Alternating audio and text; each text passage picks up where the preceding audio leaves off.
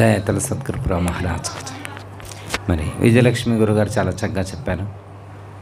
తపస్సు గొప్పదా, సత్సంగం గొప్పదా అనేటువంటి కాన్సెప్ట్తో ప్రారంభమై చివరికి మరి సత్సంగము అనేటువంటి అంశంతో ముగించడం జరిగింది. అంటే సత్సంగము అనేటువంటిది గొప్పది. సత్సంగము అంటే సత్యముతో సాంగత్యం. ఏదైతే సత్య వస్తువు ఉన్నదో దాంతో సాంగత్యం చేయాలి. అలా సత్సంగం అంటే నలుగురు సత్యాన్ని గురించి చర్చించుకునేటువంటి వాళ్ళతో సాంగత్యం, అయితే సత్యాన్ని తెలిపే మహాత్ముడితో సాంగత్యం, సత్యముతో ఇట్లా రకరకాలుగా మనకు చెప్పడం అనేటువంటిది. ఒకటి ఏంటంటే టోటల్ రివ్యూ ఏంటంటే మహాత్ముల యొక్క సాంగత్యము అనేటువంటిది మహోన్నతమైనటువంటి ప్రయోజనాన్ని కలిగిస్తుంది అనేటువంటిది టోటల్ ఎసెన్స్. ఎందుకంటే మహాత్ములకి అనుభవం ఉంటుంది కాబట్టి వాళ్ళ యొక్క అనుభవం వల్ల మనకు ఈ యొక్క మార్గం సులువు అవుతుంది అని చెప్పడం అనేటువంటిది. ఒక రెండు మాటలు ఒక విషయం చెప్పి క్లోజ్ చేస్తాం. ఒక ఆయనకి విలువైనటువంటి వస్తువు పోయింది.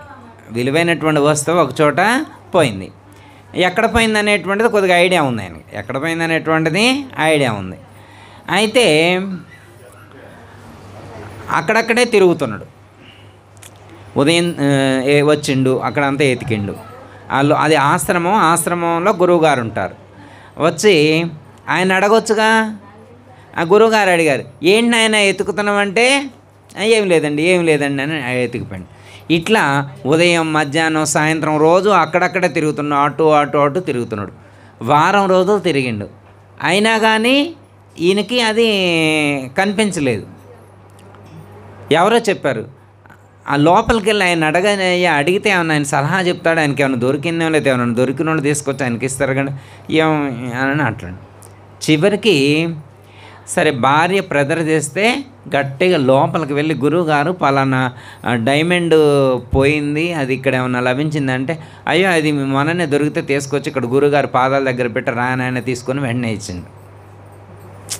ఎందుకంటే అది ఎవరికి దొరికిందో వాళ్ళ దగ్గరకు వెళ్తే తేలిగ్గా దొరుకుద్ది అనమాట. ఇప్పుడు ఈయనకు తెలియక మొత్తం ఎన్ని రోజులు తిరిగితే మాత్రం తెలుస్తుందా? పోనీ ఇలాంటి రహస్యం ఇప్పుడు ఆత్మ మనలోనే ఉందని చెప్పారు. మనలో ఉందని చెప్తే అధ్యయనం చేయడం కోసం కళ్ళు మూసుకొని కూర్చొని లోపల వెతికితే ఎంతమంది గుర్తించగలుగుతారు?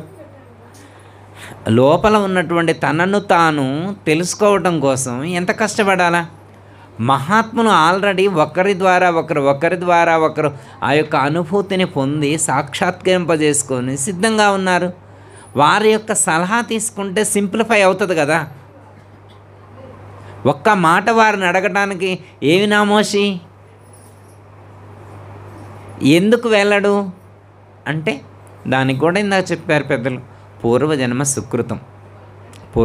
సుకృతం ఉంటేనే మహాత్ములతో అలా సంభాషించేటువంటి అవకాశం ఏర్పడుతుంది అని చెప్పటం అనేటువంటిది జరిగింది. సో అంటే శాస్త్రంలో చెప్పబడినటువంటి జ్ఞానం సద్గురువు ద్వారా సులువుగా బోధపడుతుంది అనేటువంటిది టోటల్ ఎసెన్స్. ఓకే, అంటే తపస్సు చేయటం ద్వారా వచ్చే ప్రయోజనం కంటే సత్సంగం ద్వారా ఎక్కువ ప్రయోజనం కలుగుతుంది అనేటువంటిది ముఖ్యమైనటువంటి విషయం. జయతల సద్గురు మహారాజ్. మీ పేరు నాయన ఇది మోహన్ రావు గారు. మోహన్ రావు గారు ఒక ప్రశ్న వేశారమ్మా. మనసు అనేటువంటిది ఎప్పుడు పుడుతుంది? శరీరం ఉంటేనే ఉంటుందా? శరీరం లేకున్నా కానీ ఉంటుందా? శరీరం వచ్చిన తర్వాతనే వస్తుందా? శరీరం లేనప్పుడు కూడా ఉంటుందా అనేటువంటిది ప్రశ్న. అంతేకయ్యా. మనసు అనేటువంటిది శరీరం లేనప్పుడు కూడా ఉంటుంది. కాకపోతే ఏంటంటే శరీరం లేనప్పుడు ప్రకటితం కావడానికి అవకాశం లేదు. శరీరం ఉన్నప్పుడు మాత్రమే అది ప్రకటితం అవుతుంది. డిస్ప్లే అవ్వటానికి ఒక ఫ్రేమ్ లాంటిది ఇది. కానీ మనసు అనేటువంటిది శరీరం లేకున్నప్పుడు కూడా ఉంటుంది. శరీరంతో సంబంధం లేకుండా ఉండగలుగుతుంది. అసలు జన్మలకు ఎత్తడానికి కారణం అదేగా, ట్రావెల్ చేసేదే అది. అదే ఈ శరీరాన్ని ధరించింది. ఈ శరీరాన్ని ధరించి శరీరంలో అది యాక్టివేట్ అయింది. లోపల ఉన్నాయని డిస్ప్లే అవుతుంటాయి. అయితే మనసులో ఉండేటువంటివి డిస్ప్లే అవుతూ ఉంటే దానికి మనం కనెక్ట్ అయ్యే దాని మీద ఎంతవరకు కనెక్ట్ అవుతామో దాని ప్రభావం అంతవరకు మన మీద ఉండడం అనేటువంటిది జరుగుతుంది. మనసు అంటేనే సంకల్పాల యొక్క పుట్ట. సంకల్పాలే ఉంటాయి, ఆలోచనలే ఉంటాయి మనసులు, ఇంక వేరే ఏమీ ఉండవు. వాసనారూపంగా ఆలోచనలన్నీ దాంట్లో గర్భీకృతంగా ఉంటాయి. ఆ ఆలోచనలన్నీ కూడా లోపల ఉండే డిస్ప్లే అవుతుంటాయి. దీనికి వేదాంతంలో మనకి ఏమని చెప్తారంటే అష్టదళ పద్మము అని చెప్తారు. మన లోపల అష్టదళ పద్మం ఉంటుంది. ఆ అష్టదళ పద్మంలో ఉన్నటువంటి అష్టదళ పద్మంలో 8 రేకులు ఉంటాయి. 8 రేకుల్లో ఒక్కో రేకు మీదకు అది ప్రసరితమైనప్పుడు వెళ్ళినప్పుడు ఒక్కో విధమైనటువంటి థాట్స్ మనకు ఏర్పడుతుంటాయి. అంటే సత్కర్మ చేయాలని, అయితే పుణ్యానికి సంబంధించిన ఆలోచనలు, అలాగే పాపానికి సంబంధించిన ఆలోచనలు, దానం చేయాలనేటువంటి ఆలోచనలు, క్రీడలు అంటే ఆటలు ఆడుకోవాలనేటువంటి ఆలోచనలు, ఇలాంటివన్నీ కూడా ఒక్కొక్క దళం మీదకి ప్రసరితమైనప్పుడు వెళుతుంది. మధ్యలోకి వచ్చినప్పుడు, అది కొంచెం మధ్య భాగంలోకి వచ్చినప్పుడు ఒక విధమైనటువంటి జాగ్రత్త అవస్థ, భూమధ్య స్థానంలోకి వస్తే జాగ్రత్త అవస్థ ఏర్పడుతుంది. కంఠస్థానంలోకి వచ్చినప్పుడు స్వప్న అవస్థ ఏర్పడుతుంది. హృదయ స్థానంలోకి వెళ్ళినప్పుడు సుషుప్తావస్థ ఏర్పడుతుంది. అయితే మనస్సు ఎప్పుడైతే ఆ అష్టదళ పద్మాన్ని విడిచిపెడుతుందో అప్పుడు సహస్రార చక్రాన్ని చేరుతుంది. మనస్సు అనేటువంటిది అష్టదళ పద్మాన్ని విడిచిపెట్టినప్పుడు సహస్రార చక్రాన్ని చేరి సమాధి స్థితిని పొందుతుంది అని మనకు వేదాంతంలో చెప్పడం అనేటువంటిది జరిగింది. మనస్సు అయితే శరీరం ఉన్నా ఉంటుంది, శరీరం లేకపోయినా ఉంటుంది. శరీరంతో సంబంధం లేదు మనసుకి.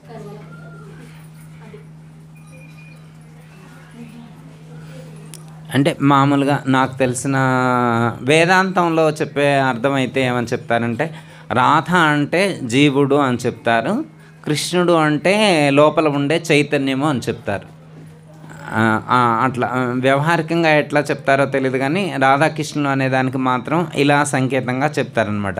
లోపల ఉండేటువంటి జీవుడు రాధ, లోపల ఉండేటువంటి చైతన్యమే కృష్ణుడు అనేటువంటిది. అట్లా మామూలుగా మనం బృందావనం కానీ అటు వెళ్తే రాధే అంటారు. కృష్ణుని కంటే కూడా రాధాదేవిని ఎక్కువగా ఆరాధించడం అనేటువంటిది మనం అక్కడ గమనిస్తాం. మేము మొన్న వెళ్ళొచ్చానమాట. వెళ్తే కూడా వాడు కృష్ణ కూడా అని అంటలా, రాధే అనమంటున్నారు.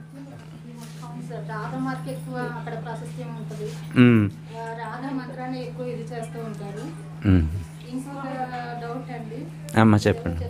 అంటే ప్రవచనాలు అవి వింటుంటే మనం వీడియోలో వింటాం, లేదా ఏదైనా సభల్లో వింటాం, వాళ్ళని డైరెక్ట్గా అడిగేటటువంటి అవకాశం రాదు. నా డౌట్స్ ఎవరి ద్వారా అన్నా సరే నాకు పూర్తి అర్థం కావాలి, దాని పూర్తి తత్వం కావాలని అడుగుతున్నాను, అంతకు మించి కాదు. యద్భావం తద్భవతి, నువ్వు ఎలా భావిస్తే అలానే ఉంటది అని అంటారు కదా. శ్రీకృష్ణ పరమాత్మ స్వయంగా పరమాత్మ ఆయన రాయబారానికి వెళ్ళేటప్పుడు ఆయన మంచి మనసుతో మంచి భావనతో వెళ్ళే ఉంటారు. మరి ఎందుకు అది సక్సెస్ కాలేదు, యుద్ధానికే ఎందుకు దారి తీసింది? అంత పరమాత్మ ఆ మూర్ఖుడి మనసుని మార్చలేకపోయాడా? అయితే అమ్మ డిఫరెన్స్ వెర్షన్స్. శ్రీకృష్ణ పరమాత్మ రాయబారానికి వెళ్ళింది యుద్ధం చేపీయటానికి వెళ్ళాడని కొంతమంది చెప్తున్నారు. అది సంధి కుదరకుండా ఉండటం కోసమే శ్రీకృష్ణ పరమాత్మ ట్రై చేశాడు అని చెప్తారు. ఎందుకంటే దుర్యోధనుడు లాంటి వాళ్ళ మనసు మార్చడం కష్టం. ఎందుకంటే దుష్టులను శిక్షించాలి అనేటువంటిదే కాన్సెప్ట్. ఇప్పుడు అవతారతత్వం, అది అవతారతత్వం అన్నమాట. ఇప్పుడు ధర్మో రక్షిత అని చెప్తారమ్మ అనుకోండమ్మా. ధర్మం దానంతట అది రక్షింపబడదు. ధర్మో రక్షిత అని మంత్రం రాసి గోడ మీద రాసుకుంటే ధర్మం రక్షింపబడదు. ధర్మాన్ని రక్షించేవాడు ఒకడు ఉండాలి. మనం ఏ అవతారంలో చూసుకున్నా కానీ, శ్రీరామచంద్రుడైనా కానీ వానరుల్ని వీళ్ళందరినీ తీసుకొని సుగ్రీవుడి సహాయంతో వెళ్ళి రావణుడిని సంహరించినట్లే ఉంది. కానీ మనసు మార్చినటువంటి సందర్భాలు ఘట్టాలు లేవు అమ్మ మనకి. అట్లా మన ఏ ద్వాపరయుగంలోనైనా త్రేతాయుగంలోనైనా ఎక్కడైనా కానీ అవతారం ఎత్తి దుష్టులను సంహరించాడు అనేటువంటిదే కాన్సెప్ట్ అన్నమాట. అంటే దుర్యోధనుని మనసు మార్చొచ్చేమో, మన కాన్సెప్ట్ అదనమాట. అంటే మరి ప్రతి ఈ లోకం కలియుగంలో ఉందనుకో అట్లా మరి మార్చే అవకాశం ఉందా? ఇంకా భగవంతుడే అందరి మనసుల్ని మార్చేశాడు అమ్మ, ఇక మనకి ఈ అవసరమే ఉండదు కదా. అందరూ మంచోళ్ళనే తయారు చేసి పెట్టారనుకో, ఈ లోకం మొత్తంలో అందరూ మంచోళ్ళే ఉన్నారనుకో, అసలు గుడికి పోవాల్సినటువంటి అవసరం ఏముంది? అసలు దేవుడు అవసరమే మనకి రాదు కదా. అంటే దాన్ని బట్టి ఏంటంటే మనం భావించేసినంత మాత్రాన అది అయిపోదు. ఎంత సంకల్పం చేసుకున్నా కాలం అనేది ఒకటి ఉందని కదండి అర్థమైందండి. అంతే అమ్మా. ఇప్పుడు మా ఫ్రెండ్స్ కొంతమంది తిరుపతి వెళ్ళాలని ప్రయాణం వేసుకున్నారు. అసలు వెళ్ళాలి మొక్కు తీర్చుకోవాలన్నది ఒకళ్ళు, దాన్ని ప్లాన్ వేసిన వాళ్ళు, మిగిలిన వాళ్ళందరూ వీళ్ళకి తోడుగా వెళ్ళాలని బయలుదేరారు. ఈ లోపల 1 అవర్ ముందు అందరూ బయలుదేరుతున్నారు. అసలు ప్లాన్ వేసిన వాళ్ళకి 1 మైల్ వచ్చింది, ఎవరో వాళ్ళ ఇది చుట్టం పోవడం వల్ల అవును వాళ్ళు ఆగిపోయారు. మరి వాళ్ళు పూర్తిగా సంకల్పించుకోలేదా? వాళ్ళ భావన సరిగా లేదా? తిరుపతి మళ్ళీ ఇంకోటి ఏంటంటే అమ్మా, మనం సంకల్పం చేస్తేనో భావన చేస్తేనో పూర్తి కావేవి. ఎందుకంటే ఇప్పుడు సపోజ్ మనం అప్లికేషన్ పెడతాం అనుకోమ్మ, ఇప్పుడు సపోజ్ నాసా సెంటర్లోకి నేను అప్లికేషన్ పెట్టాను అనుకోమ్మ, వాళ్ళు నన్ను తీసుకుంటారా నాసా వాళ్ళు? నేను అప్లికేషన్ పెట్టాక తీసుకోరు కదా. ఎలిజిబుల్ అవునా కాదా టెస్ట్ చేస్తారా లేదా?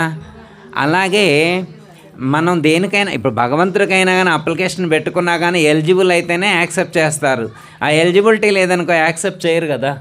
అట్లా ఇప్పుడు మనం దేవుడి దగ్గరకు వెళ్ళాలని అప్లికేషన్ పెట్టుకొని ఉండొచ్చు, ట్రై చేయొచ్చు, లాస్ట్ మినిట్ వరకు ట్రై చేయొచ్చు, కానీ సంథింగ్ వెళ్ళకుండా ఉండటమే మంచిదేమో, అందుకే ఆయన ఆపుతారు. భక్తుడికి మాత్రం ప్రొటెక్ట్ చేస్తారు కదా. వెళితే నష్టం జరిగేటుంటే వెళ్ళకుండానే ఆపేస్తారనమాట వారు. మనల్ని మనము నెగిటివ్ గానో లేకపోతే తక్కువగానో చేసి చూసుకోవాల్సిన అవసరం లేదు. మనం ఒకటి తలిస్తే దైవం ఒకటి తలుస్తుంది అన్న మాట ఇందుకే వచ్చిందేమో. అంతే మన సంకల్పంతోనే అయిపోదు అని మనల్ని మనం సర్ది పెట్టుకునే అవసరం కూడా ఉంది కదండి. ఇంకొక మాట చెప్తాను మీకు. మీరు భాస్కర శతకం అని ఎప్పుడన్నా విన్నారా? దశరథేశు వశిష్ఠులు రామమూర్తికి పట్టము గట్టగోరిన పాయక చేకూరుండు భాస్కర అని చెప్పారు. శ్రీరామచంద్రమూర్తికి కూర్చో. దశరథేశు వశిష్ఠులు రామమూర్తికి పట్టము గట్టగోరిన పాయక చేకూరునుండు భాస్కర అన్నారు. ఇప్పుడు శ్రీరామచంద్రమూర్తికి పట్టాభిషేకం చేయాలని ముహూర్తం పట్టింది ఎవరు? దశరథుడు, వశిష్ఠుడు, విశ్వామిత్రుడు, అవునా కాదా? కానీ మరి పట్టాభిషేకం జరిగిందా? మరి వాళ్ళకు ముహూర్తం పెట్టడం చేత కాదా? విశ్వామిత్రుడు వశిష్ఠుడికి దశరథుడికి ముహూర్తం పెట్టడం చేత కాకపోతే వాళ్ళు మహర్షులు ఎలా అయ్యారు? అవునా? అంటే అలాంటి మహాత్ములే పట్టాభిషేకం కోసం ముహూర్తం పెడితే ఈయన గారు అదే టయానికి అరణ్యవాసానికి వెళ్ళారు. ఏ ముహూర్తానికైతే పట్టాభిషేకానికి ముహూర్తం పెట్టారో అదే ముహూర్తానికి వెళ్ళారు. అంటే ఏంటి కారణం? ఆ వశిష్ఠుడిని అడిగితే చెప్తారని, మేము పెట్టింది పట్టాభిషేకానికి కాదు ముహూర్తం, లోకం అందరు అనుకున్నారు దుష్ట శిక్షణ కోసం అరణ్యవాసానికి వెళ్ళడానికే మేము ముహూర్తం పెట్టినామని వాళ్ళు చెప్తారు. వాళ్ళని అడిగితే కదా చెప్పేది ఎందుకు ముహూర్తం పెట్టారని. మనం అనుకునేది ఒకటి, జరిగేది ఇంకొకటి. ముందు చెప్పారు చూడండి. అవును, మనుషుల యొక్క తత్వం ఇదే ఉంటుంది. అది నువ్వు ఇలా ఉంటున్నావు, నీ లోపల అలా ఆలోచిస్తున్నావు కాబట్టి అలా జరుగుతుంది అన్నది అది ఎంతవరకు కరెక్ట్ అనేది మీ మాటల ద్వారా తెలుసుకోవాలని అడిగాను అనమాట. అదే అమ్మా, ఒకటి ఏంటంటే అమ్మా, మనం అనుకున్నది అనుకున్నట్లుగా జరగదు. మనకి మహాత్ములకి డిఫరెన్స్ ఉంటుంది. మహాత్ములు వేరు, మనం వేరు. మహాత్ములు ఖచ్చితంగా అనుకుంటే జరిగి తీరుతుంది. మనం అనుకుంటే ఒక్కోసారి జరగవచ్చు, ఒక్కోసారి జరగకపోవచ్చు. మన మనసు యొక్క పరిధి వేరు, మన మనసు వెనకాల ఉండేటువంటి ఎనర్జీ లెవెల్స్ వేరు. ఎందుకంటే ఒక సంకల్పానికి కావలసినటువంటి ఎనర్జీ లెవెల్స్ కూడా ఉన్నప్పుడు మాత్రమే ఆ సంకల్పం ఫుల్ ఫ్లెడ్జ్ అవుతుంది అన్నమాట. మన ఎనర్జీ మొత్తం మనం సబ్మిట్ చేయలేకపోవచ్చు. ఒక్కోసారి మన సంకల్పానికి కూడా సబ్మిట్ చేయలేకపోవచ్చు. అప్పుడు సంకల్పం ఆగిపోతుంది. ఇంకోటి, ఆ సంకల్పం నెరవేరాల్సినటువంటి సందర్భం కూడా రావాలి, పరిస్థితులు కూడా ఉండాలన్నమాట. అలాంటి పరిస్థితులు ఉన్నప్పుడు మాత్రమే అది సంకల్పం ఫుల్ఫిల్ అవుతుంది. అట్లా లోక కళ్యాణానికి ముహూర్తం పెట్టారు కాబట్టి ఇక్కడ పని మాత్రం ఆగలేదు, ఆయన పాదకులు పరిపాలించారు. అవును, ఇది ఆగలేదు కానీ వారేలేదు. కానీ ముహూర్తం ఇది మన నాలెడ్జ్. మామూలు వాళ్ళు ఏమనుకుంటారు, ఏ ముహూర్తానికి పెడితే ఆ ముహూర్తానికే అడవులకు వెళ్ళాడంట. వాళ్ళు ఒక ఋషులు, ఏనో దేవుడు, మనం ఆయన నమ్మటం అని నెగిటివ్ ఫీల్ చేసేవాళ్ళు ఉంటారన్నమాట. అంటే ఒక పాజిటివ్, మీరు పాజిటివ్తో ఉన్నారు, నేను పాజిటివ్తో ఉన్నా, మనందరం పాజిటివ్గా ఆలోచిస్తున్నాం కాబట్టి మనకు రైట్ అనిపిస్తుంది. ఎందుకంటే మహాత్ముల ఆంతర్యాన్ని అంచనా వేసేటువంటి సామర్థ్యం మనకు ఆ పరమాత్మ కలిగించారు కాబట్టి మనం దాన్ని అర్థం చేసుకుంటాం. సామాన్యుడు అర్థం చేసుకోలేడు. మనం ఏది పాజిటివ్ అనుకుంటామో వాడు అది నెగిటివ్గా ఫీల్ అవుతారు, నెగిటివ్గా భావిస్తారు. మామూలుగా వేదాంతంలో చెప్పే అర్థం ఒక విధంగా ఉంటుంది, వ్యవహారికంలో చెప్పేటువంటి అర్థం ఒక విధంగా ఉంటుంది. మామూలుగా మనకి ఇందాక మీరు రుక్మిణి సత్యభామ అది క్వశ్చన్ వేస్తారు కదా, భగవద్గీతలో కూడా 4వ అధ్యాయంలో ఉంటుంది పరాప్రకృతి అపరాప్రకృతి. భూమిరాపో నలో వాయు కమ్మనో బుద్ధిరేవచ అహంకారమితీయమ్మే భిన్నా ప్రకృతి రష్టధ అని చెప్తారు 4వ అధ్యాయంలో. నా ప్రకృతి 8 విధాలుగా ఉంది అని చెప్పారు. 8 విధాల ప్రకృతి, దాన్ని పరిపాలించేటువంటి వాడిని నేను అని చెప్తారు. మనకి భాగవతంలో కానీ పురాణంలో కానీ ఒక కథగా చెప్పినప్పుడు 8 మంది భార్యలుగా చెప్పారు. శ్రీకృష్ణుడికి 8 మంది భార్యలు అవసరమా? 16,000 మంది అవసరమా? అసలు దేవుడికి 8 తత్వాలు, అవే భూమిరాపో నలో వాయు కం మనో బుద్ధిరేవచ అహంకారి మితీయమ్మే భిన్నా ప్రకృతి రష్టద. నా యొక్క భూమి, ఆకాశము, భూమి, జలము, అగ్ని, వాయువు, ఆకాశము, మనసు, బుద్ధి, అహంకారం అనేటువంటి ఈ 8 ఏదైతే ఉన్నాయో ఇవే నా యొక్క ప్రకృతి, ఇవే నా యొక్క ప్రకృతి. అవే 8 మంది భార్యలు. పరమాత్మ యొక్క 8 మంది ప్రకృతి, 8 మంది భార్యలు. మనకి ప్రకృతి పురుషుడు అంటారు, విన్నారు ఎప్పుడన్నా? ప్రకృతి పురుషుడు అంటే ఎక్కడుంటారు? మన జనరల్గా ప్రకృతి అంటే అది కదా, పురుషుడు అంటే పైన ఉంటాడేమో అనుకుంటారు, జనరల్ అంతే అనుకుంటారు కదా. ప్రకృతి అంటే శరీరము, పురుషుడు అంటే లోపల ఉండి గుర్తెరిగేవాడు. అన్నీ గుర్తెరుగుతూ ఉన్నారు కదా, గుర్తెరిగేవాడు పురుషుడు. ప్రకృతి అంటే 8తో కూడుకున్నటువంటి ఈ శరీరం, ఇందులోనే 5 పంచభూతాలు ఉన్నాయి, మనసు ఉంది, బుద్ధి ఉంది, అహంకారం ఉంది. ఇదే ప్రకృతి. ఇందులో ఉన్నటువంటి చూసేవాడు, వినేవాడు, మాట్లాడేవాడు, తెలుసుకునేవాడు ఎవరైతే ఉందో ఆయనే కృష్ణుడు. కృష్ణుడు లోపల ఉండు, ఆయన ప్రకృతి ఇక్కడే 8 మంది భార్యలు కనపడుతున్నారు. ఇది తెలిస్తే ఇక్కడే కనపడుతుంది, లేకపోతే ఎక్కడో వైకుంఠంలోనే ఎక్కడో ఎత్తుక్కుంటారు. అంటే మనం చూసే దృక్కోణాన్ని బట్టి చెప్పింది మనకు ఎంతవరకు అర్థమవుతుంది అనేటువంటిది మనం దాన్ని బట్టి క్యాల్కులేట్ చేసుకుంటాం. అట్లా ఇంకేమైనా ఉంటే అడగొచ్చమ్మా. డౌట్ అయితే తీరింది. సుఖ మహర్షిని జనక మహారాజు దగ్గరికి పంపించడం వరకు నాకు తెలుసు. ఆయనకి ఎలా ఆన్సర్ దొరికింది అన్నది నాకు ఈరోజు ఆన్సర్ దొరికింది. ఓకే, మంచిది, సంతోషం.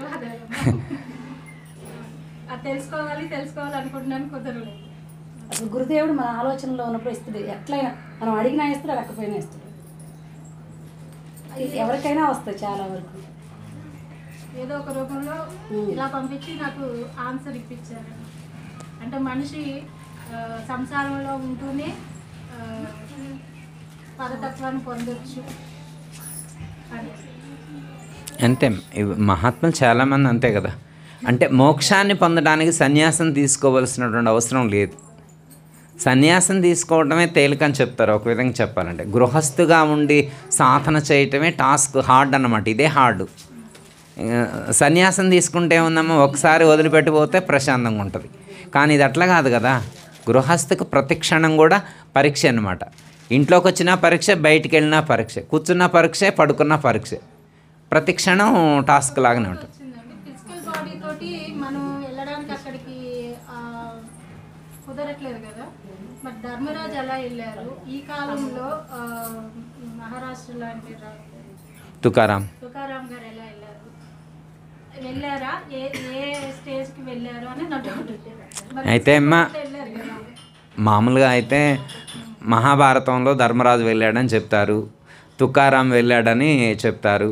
ఇంకోటి మీకు వెంకటేశ్వర మహత్యం చదివితే నంబి అనేటువంటి భక్తుడు ఉంటాడు. నంబికి కూడా డైరెక్ట్గా ఫిజికల్ బాడీతోటి స్వర్గానికి అట్లా అక్కడ మనకి తుకారాంకి ఎలా అయితే ప్రొవైడ్ చేస్తారో, మనకి కొండలలో నెలకొన్న పాట మీరు విన్నారా? దాంట్లో నంబి అనే పేరు వస్తుందన్నమాట. నంబి అనే పేరు. ఆ నంబి అనేటువంటి భక్తుడు కూడా వెంకటేశ్వర స్వామి ఇలాంటి దివ్యమైనటువంటి దాన్ని ప్రొవైడ్ చేస్తాడనమాట. అంటే వాళ్ళకు అది సాధ్యం అవుతుంది. వాళ్ళు శక్తిని పొందితే ఆ శక్తిని పొందితే అర్హతను పొందితే త్రిశంకు పొందలేదు కాబట్టి మధ్యలో ఉండిపోయాడు. ఉండిపోయాడు. దానికి చెప్తున్నారు అంతటి స్థితి ఉన్నటువంటి వాడు అంతటా ఆ స్వరూపాన్ని దర్శిస్తారు. అర్థమైందమ్మా? ఇప్పుడు భక్తి స్థాయిలో ఏం చెప్తారు? అంతా రామమయం, ఈ జగమంతా రామమయం అన్నారు. అంటే ఏంటి అర్థం? ప్రతి అణువులో ప్రతి కణములో కూడా పరమాత్మ తత్వం ఉంది అని దాన్ని దర్శించమని. అంతటా రాముడే ఉన్నాడు. పరమాత్మను ఎక్కడో దర్శించక్కర్లేదు, మన ఇంటికి ఒక ఆకలితో ఒక దాహంతో వచ్చిన మనిషికి పెట్టినప్పుడు వాళ్ళు చూసే చూపులు పరమాత్మ కూడా దర్శించవచ్చు అని నాకు కదా అనిపించింది. కదా అంతటా రాముడే ఉన్నప్పుడు మనుష్యత్వం అంతా రాముడే ఉన్నాడు అనేటువంటి జ్ఞానం కలిగినటువంటి వాడు వైకుంఠానికి వెళితేనే ఉంటాడని అనుకోడు కదా. మళ్ళా డౌట్ అంతే. తను వాడికి ఏం లేదు. అసలు అంతటా రాముడిని దర్శించినటువంటి వాడు మళ్ళీ నేను వైకుంఠంలోకి వెళ్ళి చూస్తానని అనుకోడు కదా. అంటే లోకంలో ఏంటంటే సాధకులకి ఏంటంటే దేవుడు అంతటా ఉండడంటే వాళ్ళు వెంటనే ఒప్పుకోలేరనమాట. అలాంటి వాళ్ళకి లోయర్ నాలెడ్జ్లో ఉండేటువంటి వాళ్ళను మోటివేట్ చేయటం కోసం, ముందుకు అడుగులు వేయించటం కోసం అక్కడ ఒక లోకం ఉంటుందని, అక్కడికి వెళ్తే ఫుల్ ఫెసిలిటీస్ ఉంటాయని. జనరల్గా లోకంలో మనుషులందరూ దేనికి డిపెండ్ అయి ఉంటారంటే సుఖాల కోసం కనెక్ట్ అయి ఉంటారు. వాళ్ళకేంటంటే సుఖాలు కావాలి, డబ్బులు కావాలన్నమాట.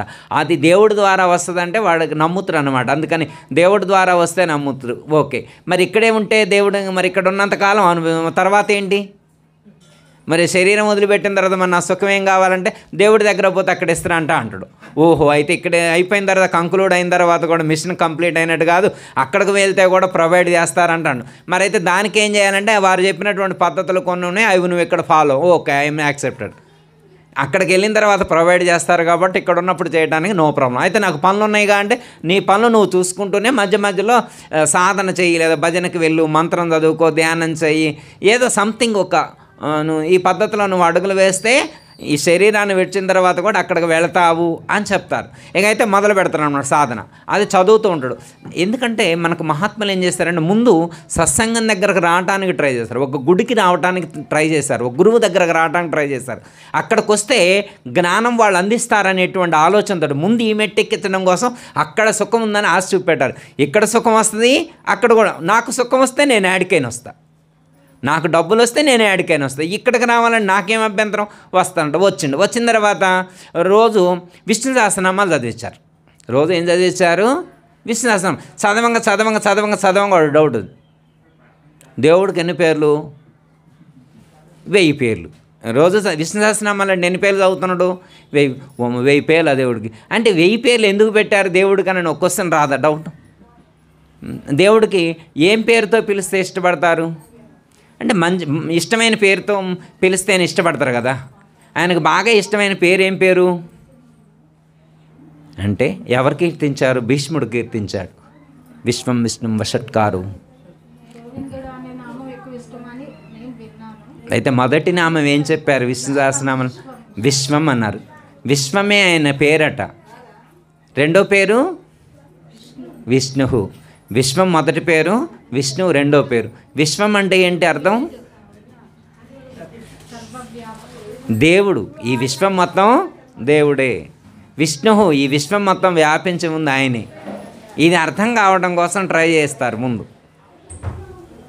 అంటే లోపలికి వెళ్ళిన తర్వాత ప్రతి నామానికి అర్థం చెప్తారు, కాకపోతే అవి ముందు పారాయణం చేస్తారు కదా. చెయ్యంగా ఆ నామాన్ని వింటుంటే కొన్ని సంవత్సరాలు చదివిన తర్వాత, కొన్ని నెలలు పారాయణం చేసిన తర్వాత ఒక్కో నామానికి అర్థాన్ని తెలుసుకునేటువంటి ప్రయత్నం చేస్తారు. అలా ప్రయత్నం చేసినప్పుడు దాని అర్థం తెలిసిందనుకోండి, ఇప్పుడు అర్థానికి అనుగుణంగా నడుచుకుంటాడా, బట్టి పట్టి నడుస్తురా? దానికి అనుగుణంగానే నడుచుకుంటారు. అంటే ఇప్పటికీ ఇంకా దిద్దుతూ ఉన్నాం కదా సార్, ఉండరు కదా. చేసేసుకుంటాం కదా. అందుకే ఫస్ట్ ఆ లోకాలు చూపెట్టారు, అక్కడ సుఖాలు చూపెట్టారు, ఇక్కడికి వచ్చిన తర్వాత జ్ఞానాన్ని కలిగించారు. అంతే అమ్మా. ఈ కలికాలంలో గురువులు అని చెప్పి ఎవరిని నమ్మాలని ఒక డౌట్. నరహరిని కీర్తించిన నాలుకతోటి నరులను కీర్తించనని చెప్పేసి అన్నమయ్య కీర్తించలేదు రాజు. అప్పలన్నా తిన్నాడు కానీ. మరి ప్రతి మనిషిలో ప్రతి జీవిలో దేవుడిని చూడాలన్నప్పుడు ఆయన చూశాడంటారా, చూడలేదంటారా, కీర్తించలేదు, ఏది కరెక్ట్? అమ్మా, మహాత్ములు రాక్షసుల్లో కూడా దైవాన్నే దర్శించారు. అర్థమైందా? అందరిలో దైవాన్ని చూస్తారు కాబట్టి ఆ గుణం ఉన్నటువంటి వాడితో నేను అటాచ్మెంట్ పెట్టుకోను. గుణం ఉంది, అలాంటి దుర్గుణం ఉన్నటువంటి వాళ్ళతో నాట్ అటాచ్మెంట్, అంతే తప్ప. ఎలా తెలుస్తుంది అంటారు ఈ యుగంలో చాలా దాన్ని ఏమంటారు అపరిచితుల్లాగా పైకి ఒకలా లోపల ఒకలా రకరకాల గుణాలతో ఉంటున్నారు కదా అమ్మ లోకంలో. అలాంటప్పుడు ఏమనిపిస్తుంది అంటే ఎవరికి మొక్కాలి అని అనిపించట్లేదా పరమాత్మకి తప్ప అనేది, అదేమన్నా అహంకారం అంటారా, లేకపోతే ఆ ఎవరో ఒకరిని ఆంజనేయ స్వామినో ఇంకెవరినో గురువుగా నేను భావిస్తాను తప్ప నేను ఈ మనుషులకి దండం పెట్టి వాళ్ళని గురువుగా భావించలేను అనే తత్వం ఏమన్నా తప్పంటారా? అది ఓన్ ఇంటెన్షన్, అది తప్పేం లేదమ్మా. ఇప్పుడు ఎందుకంటే మీరు అలా ఆలోచించారు కాబట్టి మీకు అలా అనిపించింది. చాలామంది ఇలాగే ఉన్నారు, ఎందుకంటే లోకం అలా ఉంది. ఇప్పుడు కలియుగం మనం చెప్పుకుంటున్నాం, కలియుగంలో మోసం చేసేవాళ్ళే ఎక్కువ ఉన్నారు. ఇప్పుడు గురువులు కూడా వేషం వేసుకొని మోసం చేస్తున్నారు. ఇప్పుడు నేను తెల్ల చొక్కా వేసుకున్నాను, నేను మంచోడని ఎలా మనం సర్టిఫై చేయలేం కదా, ఉంటాయి. అదే ఇప్పుడు వేషాన్ని చూసి మనం అంచనా వేయలేం కదమ్మా. తొందరగా వాళ్ళని మొక్కాలి అన్నా వెళ్ళకపోతే వీళ్ళకి గర్భం అని అనే టైప్లో చూస్తున్నారు. అది ఎవరిష్టం వాళ్ళది, వాళ్ళు అనుకుంటే అనుకోవచ్చు. కాదు కదా, అయితే అమ్మా లేకపోతే ఆ పరమాత్మకి సంబంధించిన భక్తులను గురువుగా ఎంచుకోవడం తప్పేం కాదు కదా. ఎంచుకోవచ్చు. అయితే ఏంటంటే మనకు కొంతమంది మహాత్ములను దర్శించినప్పుడు నిజంగా మహాత్ముడైతే మనకు లోపల హృదయంలో కదులుద్దన్నమాట. ఇతను మహాత్ముడు అనేటువంటి వైబ్రేషన్స్ మనకు తెలుస్తాయి అన్నమాట. ఇప్పుడు కొంతమందిని చూసినప్పుడు మీకు అనిపిస్తుంది అనమాట. ఆ కొంతమందిని చూసినప్పుడు అనిపించినప్పుడు ఆ వైబ్రేషన్స్ లోపల పాస్ అయినప్పుడు ఎస్ వీరు మంచివారే అని అనిపిస్తుంది. తర్వాత మొక్కటం వేరే విషయం, అర్థమైందా? ఆ పాజిటివ్ వారి దగ్గర ఉందా లేదా అనేటువంటిది మన మనసు చెప్పుద్ది అనమాట. మన మనసులో మన దగ్గర పాజిటివ్ వైబ్రేషన్స్ ఉన్నప్పుడు అవతల కూడా పాజిటివ్ వైబ్రేషన్స్ ఉన్నట్లు కనిపించినప్పుడు వెంటనే లోపల మనసులో ఒక గుడ్ ఫీల్ కలుగుద్ది. అంటే మన దగ్గర అదే సిమ్టమ్స్ ఉండి అవతల వాళ్ళ దగ్గర కూడా సేమ్ సిమ్టమ్స్ ఉన్నప్పుడు కలుగుద్ది కదా. సపోజ్ అక్కడ ఒక చెక్క ముక్క పెట్టి ఇక్కడ అయస్కాంతం పెట్టి ఇట్లా జరుపుతున్నాం అనుకో, కదులుద్దామా? ఎన్ని సంవత్సరాలు జరిపించినా కదలదు. అదే ఒక ఇనుప మొక్క పెట్టి దీన్ని కదిలిస్తే కదలదా? కాదు. ఎందుకంటే దాన్ని ఆకర్షించేటువంటి స్టెబిలిటీ ఉన్నప్పుడు అది ఆకర్షిస్తుంది. దట్స్ ఆల్ అందం. ఇప్పుడు మీరు భరద్వాజ మాస్టర్ గారు ఐడియా ఉందమ్మా? షిరిడి సాయిబాబా మీరు ఎక్కువ పరిచయం చేశారు. ఎక్కిరాల భరద్వాజ గారు, వేదవ్యాస్ గారు, భరద్వాజ గారు, ఈకే మాస్టర్ గారు. ఈకే మాస్టర్ వైజాగ్ అనమాట వారిది. ఫస్ట్ గుంటూరు అయితే మన తర్వాత అక్కడ వైజాగ్లో సెటిల్ అయ్యారు వారు. భరద్వాజ మాస్టర్ ఒంగోలులో ఉండేవారు వారు. అక్కడ షిరిడి సాయిబాబా మందిరం కట్టారు. ఎక్కువ షిరిడి వెళ్ళొస్తూ మన తెలంగాణ తెలుగు రాష్ట్రాల్లో ఎక్కువ సాయిబాబా గురించి ప్రచారం చేసినటువంటి మహాత్ముల్లో భరద్వాజ మాస్టర్ గారు ఒకరు. ఒక విధంగా చెప్పాలంటే నాస్తిక ధోరణితో మాట్లాడు, ఆస్తికమైనప్పుడు కూడా వారు వెర్షన్ వింటే మీకు అంత నెగిటివ్ అనిపిస్తుంది అనమాట. వాళ్ళ బ్రదరు వేదవ్యాస్ గారు షిరిడి వెళ్తున్నారు, రమ్మన్నారనమాట. రమ్మంటే ఈయన గారు ఒక్కటే అడుగుతారు, మీ దేవుడు సర్వాంతర్యామే షిరిడీకే పరిమితమా అని అడిగారు.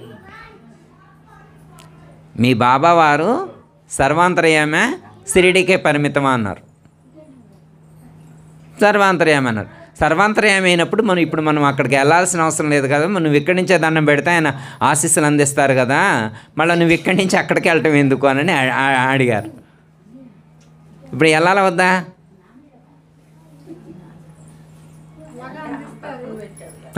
ఇప్పుడు ఆయన మామూలు స్థితిలో ఎక్కిరాల భరద్వాజ గారు మాస్టర్ అంటే మంచి వేదం మీద పట్టున్నటువంటి వారు, ఎన్నో స్తోత్రాల మీద మంచి కమాండ్ ఉన్నటువంటి వాళ్ళు. అలాంటి వారు వేదవ్యాస్ గారు, ఐఏఎస్ వేదవ్యాస్ గారు అడిగితే ఇలా అన్నారనమాట. అలాంటి భరద్వాజ మాస్టర్ గారు షిరిడి వెళ్ళి, సరే నీ కోసం కాదు నా కోసం రా, అక్కడ నాకు లాంగ్వేజ్ ప్రాబ్లము, కొంచెం సపోర్ట్గా రా అని తీసుకెళ్ళిన తర్వాత మరి బాబా వారి యొక్క అనుగ్రహం ఎలా ప్రసరితమైందో ఆయనలో మార్పు వచ్చింది, ఇంకా కనెక్ట్ అయిపోయారనమాట. చాలా ప్రచారం చేశారు. అంటే సర్వాంతర్యామి అని మనం నమ్ముతాం. ఇప్పుడు అంతా రామమయం పాట చదువుకున్నప్పుడు అంతటా భగవంతుడు ఉన్నాడని రామదాసుకు తెలియదా? అంతటా ఉన్నప్పుడు భద్రాచలంలోనే గుడి ఎందుకు కట్టాలనే ప్రశ్న వచ్చింది ఆయనకి. అండ్ ఎవరి కోసం అంటే మిగతా తన వెనక ఉన్నటువంటి వాళ్ళని అటు నడిపించటం కోసం. ఎందుకంటే అక్కడికి వస్తే కానీ వాళ్ళకి అర్థం కాదు. ఇప్పుడు సపోజ్ ఉదాహరణకమ్మా మనం మొహం కడుక్కున్నాం అనుకోమ్మా, మొహం కడుక్కున్న తర్వాత బొట్టు పెట్టుకోవాలంటే అద్దం దగ్గరికి వెళ్ళమా? అద్దం తెలియగలదా, మనం తెలియగలమా? మరి ఇంత తెలియగల మనం ఒక జడ పదార్థం దగ్గరికి వెళ్ళి ముఖం సరి చేసుకోవటం ఏంటి? అంటే మనం ముఖం సరి చేసుకోవడానికి సపోర్ట్గా అద్దం ఎలా ఉపకరించిందో, అది జడ పదార్థం అయినా కానీ మనకు ఎలా సపోర్ట్గా నిలిచిందో, అట్లాగే ఒక సామాన్యుడికి సపోర్ట్గా విగ్రహం అనేటువంటిది నిలుస్తుంది. ఈ పూజలు ఇవన్నీ కూడా ఒక సపోర్ట్ కోసం. ఒక అద్దం మనకి ఎలా సరిదిద్దుకోవడానికి, అద్దం ఎలా సరిదిద్దుకొని సపోర్ట్ ఉందో, విగ్రహం అనేటువంటిది కానీ, ఒక గురువు కానీ, ఒక శాస్త్రం కానీ మనల్ని మనం సరి చేసుకోవటానికి ఒక అవకాశం అన్నమాట, ఒక మార్గం. అది తెలుస్తుంది కానీ అది సరైన అర్థమా కదా తెలియదు. అంటే అమ్మా మనకు తెలుసు. ఇప్పుడు గుడికే రాను నేను దండమే పెట్టను అన్నాడు, అలాంటి ఆయన గుళ్ళే కట్టించాడు. ఎందుకంటే అది ఒక పరిమితం కొంతవరకే అన్నమాట, అది కొంతవరకే ఉంటుంది. చాలామంది మహాత్ములు ఫస్ట్లో నాస్తిక ధోరణితో వ్యవహరించారు, తర్వాత మరి ఎందుకంటే ఆ టైం రావాలన్నమాట.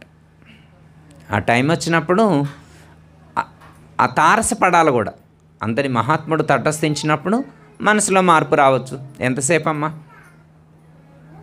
మన ఉద్దేశం మహాత్ములను ద్వేషించడం కాదు కదా.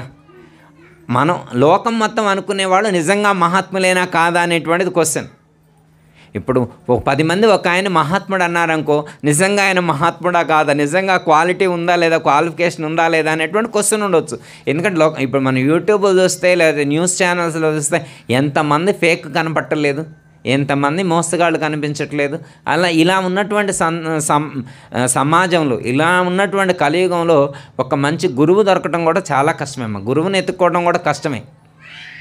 ఒకప్పుడు శిష్యులు వెళ్ళేవాళ్ళు గురువుల దగ్గరకు. ఒకప్పుడు శిష్యులు గురువును వెతుక్కుంటూ వెళ్ళేవారు. ఇప్పుడు గురువులే వెతుక్కుంటూ తిరుగుతున్నారు. బోర్డులు పెట్టుకొని, కంపెనీలు పెట్టుకొని యాడ్స్ ఇస్తున్నారు. ఒక గురువు యాడ్ ఇవ్వటం చూసారు ఎప్పుడైనా? అసలు పూర్వకాలంలో గురువుల దగ్గరకు వెళ్తే వాటి దర్శనమే కష్టంగా ఉండేది. ఇప్పుడు గురువులే యాడ్స్ ఇస్తున్నారు. బహిరంగంగా ఇంతమందికి ఉపదేశాలు ఇస్తాం, అంత అవసరం అట్లుంటుందా ఎక్కడైనా? అంటే మారుతున్న కాలంతో పాటు పరిస్థితులు కూడా మారుతున్నాయి. మనలో తపన ఉంటే మంచి గురువు మనకు లభిస్తారు.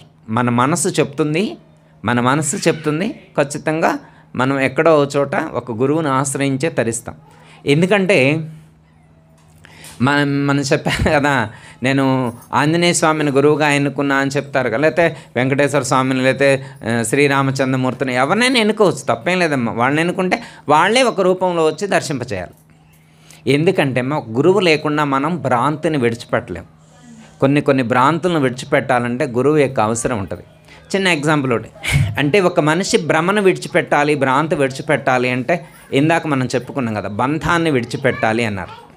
బంధాన్ని విడిచిపెట్టాలి అంటే వీరు చెప్పారు, ఇనుప సంఖ్యలు, బంగారపు సంఖ్యలు, పాపంతో ఉండేటువంటివి, పుణ్యంతో ఉండేటువంటివి, ఏయైనా సంఖ్యలే బంధించేటువంటివి.